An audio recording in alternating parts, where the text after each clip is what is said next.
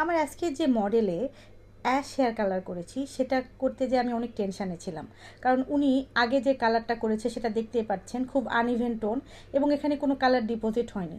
তো এই হেয়ারটাকে আমার পুরোটাকেই নিউট্রাল করতে হয়েছে এবং এখান থেকে স্টিক বেছে বেছে আমাকে অ্যাশ করতে হয়েছে। এবং জানেন যে প্রিলাইট হেয়ারে যদি কালার ডিপোজিট না হয় তাহলে কিন্তু সেই হেয়ারটা ভিতর থেকে ড্যামেজ থাকে। তো যাই হোক, শেষ পর্যন্ত আমি এই কালারটা করতে পেরেছি। এবং খুব ইম্পর্টেন্ট ব্যাপার যে আমরা কিন্তু রুটটাকে খুব আন্ডার এস্টিমেট করি।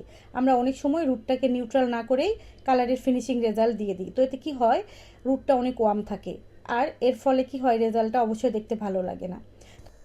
এটা হচ্ছে আমার ফাইনাল লুক। তো যাই হোক, সব শেষে আমি একটা ভালো রেজাল্ট দিতে পেরেছি এবং সবচেয়ে বড় কথা তারা খুবই হ্যাপি ছিল কালারটা নিয়ে, কারণ তারা দেখেছে যে বাস্তবে কীরকম ড্যামেজ এবং একদম আনইভেন টোনটাকে নিউট্রাল করা হয়েছে। তো কেমন হয়েছে আজকের অ্যাশ কালারটা কমেন্ট করে জানাবেন। আর যারা অ্যাশ কালার সম্পর্কে জানতে চান তারা ইনবক্স করবেন। ভালো থাকবেন। আসসালামু আলাইকুম।